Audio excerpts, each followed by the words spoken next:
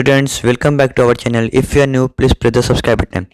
So students, आज आगे हम लोग एक और न्यू वीडियो में। आज का हमारा टॉपिक है जुडिशरी। जुडिशरी मतलब होता क्या है? जुडिशरी का बेसिक मतलब हम लोग को आज पढ़ने वाले हैं, उसमें पता आता है कि आप लोग, ये तो एक समझने वाली बात है। एक सेकंड थिंग होता है कि अगर आपके साथ कुछ ऐसा होता है तो आपके पास क्या क्या राइट्स है जिससे आप उसे निकल सकते हैं, आप क्या क्या कर सकते हैं अपने आप को बचाने के लिए।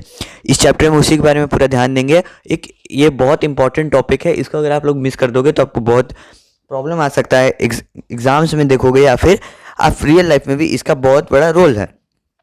तो इसको स्टार्ट करते हैं। पहले हम लोग देख लेते हैं इस चैप्टर में हम लोग क्या क्या पढ़ने वाले हैं। पहले हम लोग पढ़ने वाले हैं नीड फॉर जुडिशरी, फिर पढ़ेंगे क्या जुडिशरी का नीड है, फिर इंपॉर्टेंस पढ़ेंगे, फिर डिफरेंट ब्रांचेस समझेंगे उसका, फिर देखेंगे हम लोग नीड फॉर इंडिपेंडेंट जुडिशरी, फिर structure of the judiciary, supreme court, high court, subordinate court, वैसे पढ़ेंगे। उसको जानने से पहले एक चीज़ जो बेसिक थिंग है हम लोग के लिए, जो हम लोग के लिए समझना बहुत ज़रूरी है, वो यही है कि जो हमारा जो गवर्नमेंट है वो 3 पार्ट्स में बटा हुआ है। पहले उसको समझ लेते हैं। हमारा जो गवर्नमेंट है वो 3 पार्ट्स में बटा हुआ है, जैसे कि आप लोगों को पता है। एक सेकंड में यहाँ लिख देता हूँ।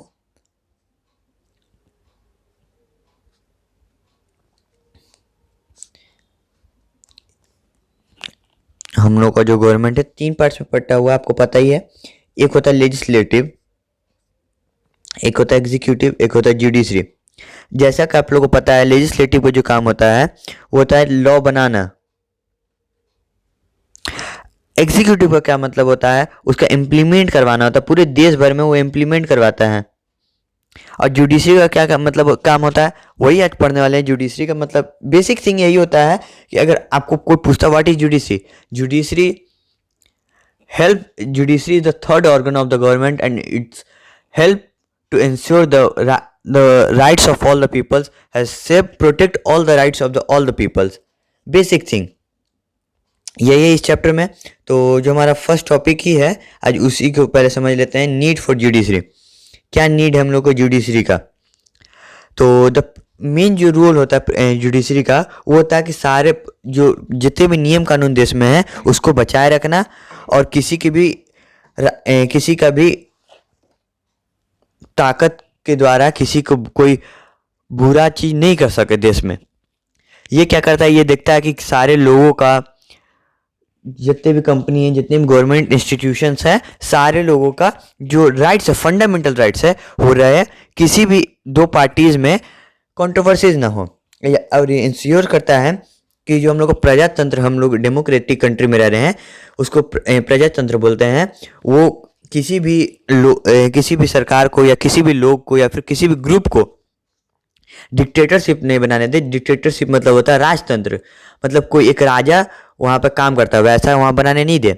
ये मेन चीज जुडिशरी का यही होता है कि जितने भी लोगों का वो राइट्स देखते रहे कि सबका राइट्स सबका राइट्स मिल रहा है कि नहीं, कोई इसे वंचित तो नहीं रह जा रहा है।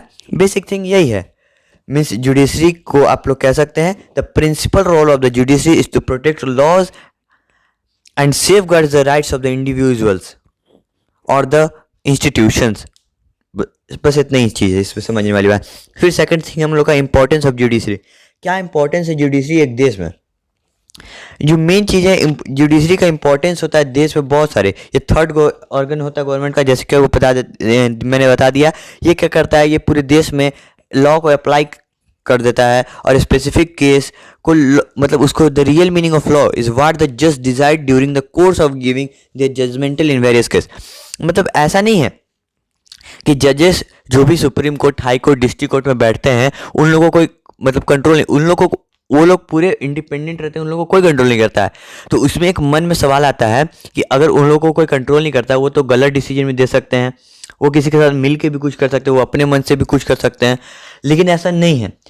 हमारे जो कॉन्स्टिट्यूशन में ये दिया गया है, जो कॉन्स्टिट्यूशन में जितने भी लॉज बनाए गए हैं उसी के आधार पर कोई भी जज अपना फैसला सुना सकता है। अगर कोई गलत भी फैसला सुनाता है तो वहाँ पे जज का, जो आप लोग कभी भी मूवीज में देखे होंगे कि एक पेन से लिखता है, तो पेन से वही मेंशन करता है कि हाँ, इस आधार पर मैंने इस कैदी को, इस गुनहगार को सजा दी। ऐसा नहीं है कि अपने मन से वो कुछ भी दे दे। अगर वहाँ पे वैलिड पॉइंट नहीं होगा तो उसको तो मिलेगा ही नहीं जेल।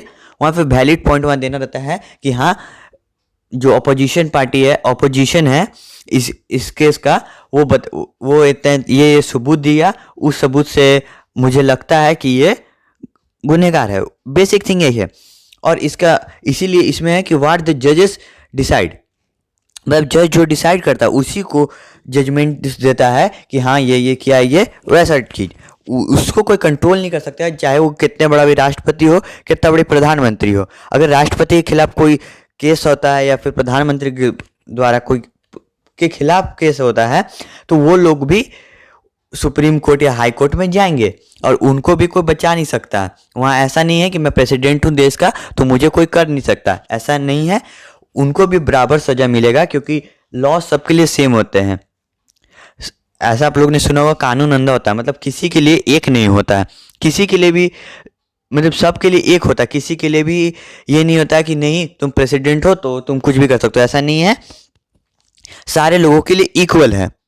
तो जो भी जजेस बताएंगे तो उसी के आधार पर जो भी गुनहगार होता है उसको मिलता है। ये क्या करता है, जो फंडामेंट मेन चीज़ होता है इंपॉर्टेंस जुडिशरी का, मतलब क्या इसका क्या क्या होता है मैंने यहाँ पे मेंशन नहीं किया, बट जो बेसिक थिंग है वो है कि ये जो फंडामेंटल राइट है सारे लोगों का, वो देखता है कि हो पा रहा है, सारे लोगों को फंडामेंटल राइट मिल रहा है, किसी भी कंपनी इंस्टीट्यूशन से या किसी के बीच में भी कंट्रोवर्सीज ना हो। जो कॉन्स्टिट्यूशन को ये क्या करता है, act as a guardian of the constitution, constitution को प्रोटेक्ट करने के लिए ये एक्ट मतलब काम करता है। ये देखता है कि किसी के पास भी जो पावर है वो मिसयूज ना हो, चाहे वो लेजिस्लेटिव जो लॉज बनाते हैं वो लोग भी कुछ गलत लॉ ना बना दें। अगर कोई इसके खिलाफ केस करता है तो वहाँ पर उसके खिलाफ भी एक्शन लिया जाएगा, चाहे वो लेजिस्लेटिव हो। और ये देखता है कि सारे लोगों को जस्टिस मिले एक फेयर मैनर में, किसी को भी ऐसा ना हो कि उसको गलत डिसीजन मिल जाए, ऐसा नहीं।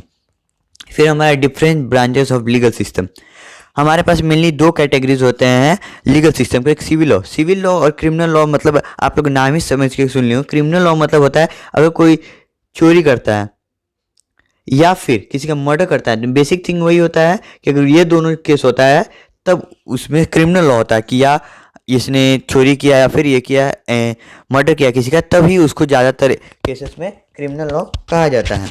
और सिविल लॉ और सारे जितने भी उसके अलावा जितने भी है ना मतलब केस, उसको बोल सकते हैं हम लोग, जैसे कि प्रॉपर्टी वाला होता है, फैमिली डिस्प्यूट्स मतलब फैमिली में जो कंट्रोवर्सीज होता है, लड़ाई होता है, डिवोर्स होता है, टैक्स इनकम टैक्स के लिए, रेंट के लिए, वैसा टाइप का।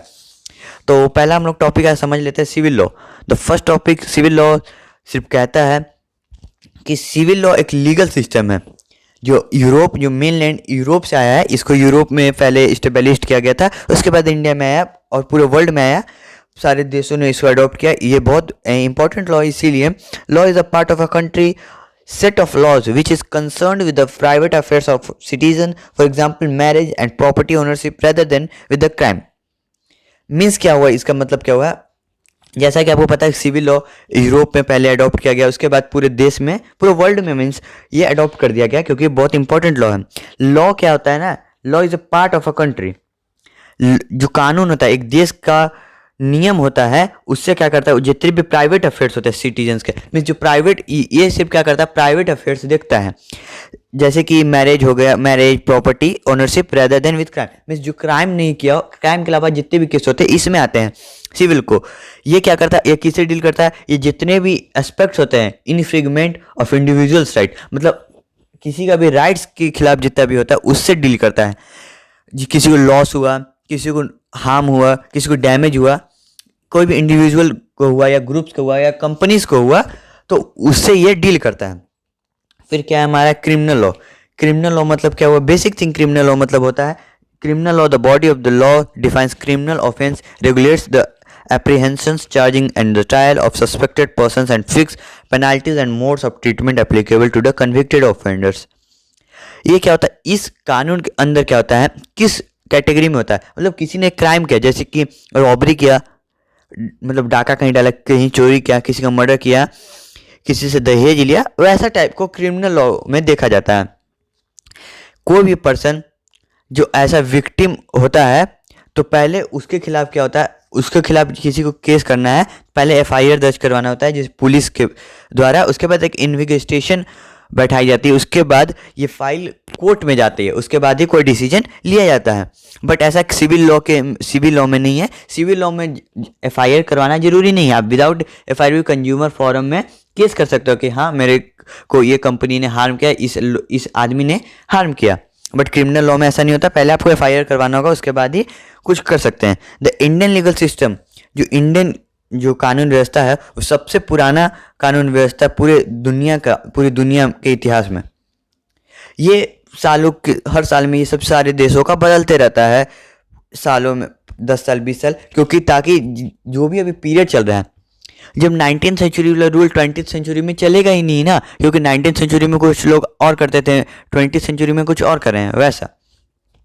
फिर हमारा इंडिपेंडेंट जुडिशरी। इंडिपेंडेंट जुडिशरी क्या होता है? मीन्स बेसिक थिंग क्या होता है ना, जो जुडिशरी होता है इंडिया में उसको न्यायपालिका भी बोलते हैं हम लोग हिंदी में। जो न्यायपालिका होता है भारत का, वो क्या होता है? इंडिपेंडेंट, स्वतंत्र है, and separate from the executive and legislative bodies of the Indian government. मतलब ये लेजिस्लेटिव जो कानून बनाते हैं, जैसे गवर्नमेंट बनाते हैं, सिविल सर्वेंट्स लोग, फिर क्या होते हैं जो एग्जीक्यूटिव लोग होते हैं, एग्जीक्यूटिव मतलब जो इम्प्लीमेंट कराए, जैसे पुलिस हो गए, डीएम हो गए, ये सब सारे लोग जिसको इम्प्लीमेंट करवा रहे हैं कंट्री में, वो सबसे अलग है, ये उन लोग के साथ रिलेट नहीं करता है और वो लोग इसके वर्क में इंटरफेयर नहीं कर सकते हैं। ना कोई प्रधानमंत्री ना कोई राष्ट्रपति इसमें इंटरफेयर नहीं कर सकता। The judicial system of Indian structure into various level, ये बहुत सारे लेवल्स पे इसको बांटा गया है। Supreme court followed by the high courts followed by the state level district courts, वैसे ही सारे जगह पे किया गया है। और सबसे लो लेवल पे कहीं कहीं होता है पंचायत सिस्टम भी होता है, वहाँ भी कुछ होता है, बट उसका यहाँ पर भी पढ़ना हम लोगों को नहीं है क्योंकि वो बहुत कम जगह पे होता है, वो रूरल एरिया में होता है, बहुत छोटे मोटे गांव होते हैं वैसा। फिर हमारा need of a independent judiciary, क्या ज़रूरत है हम लोग को स्वतंत्र जुडिशरी के।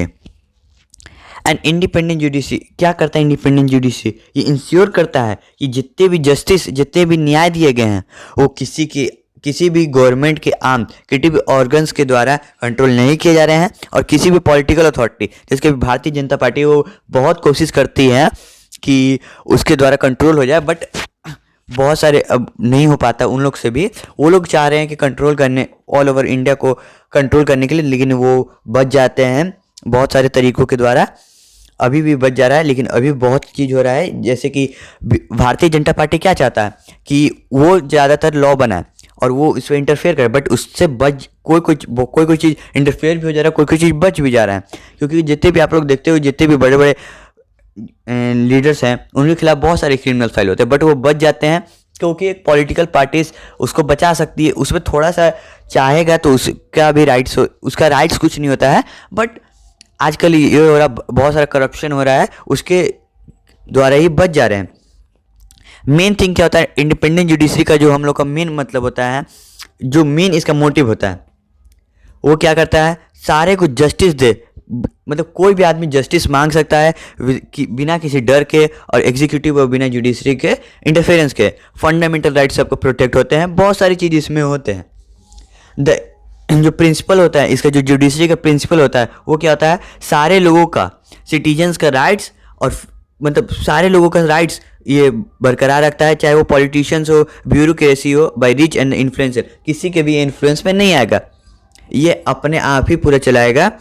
जो जजेस होते हैं सुप्रीम कोर्ट में, हाई कोर्ट में, वो प्रेसिडेंट के द्वारा अपॉइंट किए जाते हैं, वो एडवाइस लिया जाता है प्राइम मिनिस्टर के द्वारा, with the chief justice in the supreme court. सारे चीज़ों को प्रेसिडेंट इलेक्ट करता है। आप लोग सोच रहे होंगे कि अगर प्राइम मिनिस्टर या प्रेसिडेंट सिलेक्ट कर रहा है प्राइम मिनिस्टर के एडवाइस पे ये सब, तो वो लोग तो गलत आदमी को भी सिलेक्ट करता है। नहीं, लेकिन ऐसा नहीं हो सकता।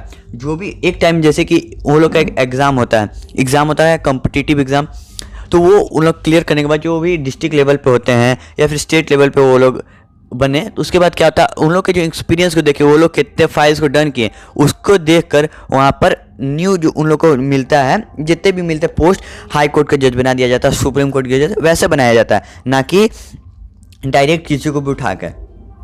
फिर हमारा स्ट्रक्चर ऑफ द जुडिशरी। आज हम लोग यहीं तक पढ़ेंगे, बट ये पहले कंप्लीट कर लेते हैं। स्ट्रक्चर ऑफ द जुडिशरी, क्या होता है structure of judiciary? The judiciary of India is a pyramidical structure with the supreme court at the top. मैं यहाँ पे आपको एक सेकेंड चीज़ दिखा दे रहा हूँ आपको, ताकि आपको ज़्यादा अच्छे से समझ में आए। एक पिरामिड टाइप का यहाँ होता है, उसमें क्या होता है? सुप्रीम कोर्ट, फिर होता है हाई कोर्ट, फिर होता है यहाँ पर जो डिस्ट्रिक्ट कोर्ट होता है, उसको हम लोग, जिसको सब ऑर्डिनेट कोर्ट भी हम लोग बोल सकते हैं। पहले सबसे ऊपर होता है इंडिया में सुप्रीम कोर्ट, सिर्फ जो दिल्ली में होता है। फिर जो हाई कोर्ट होता है, हाई कोर्ट क्या होता है? जो सुप्रीम कोर्ट के नीचे वाला था, वो हर स्टेट में होता है। और उसके भी नीचे एक डिस्ट्रिक्ट कोर्ट होता है, जिसको हम लोग सब ऑर्डिनेट कोर्ट्स भी बोल सकते हैं, वो हर जिले में होता है। The lower courts function under the direct superintendence of the higher courts. जो लोअर कोर्ट्स होते हैं वो फंक्शन क्या करते हैं? जो सुपरिटेंडेंस होते हैं ना हायर कोर्ट्स के, जो हाई कोर्ट डिस्ट्रिक्ट कोर्ट है वो हाई कोर्ट से थोड़ा सा वेरी करके काम करता है। अगर कोई चीज़ डिस्ट्रिक्ट कोर्ट में सॉल्व नहीं हो पाता, आप जाके हाई कोर्ट में अपील कर सकते हो। और जो हाई कोर्ट में भी अपील मतलब आपका न्याय नहीं मिल पाता, अगर आपको लग रहा है कि नहीं मेरे को अभी तक नहीं मिला, तो आप जाके सुप्रीम कोर्ट में।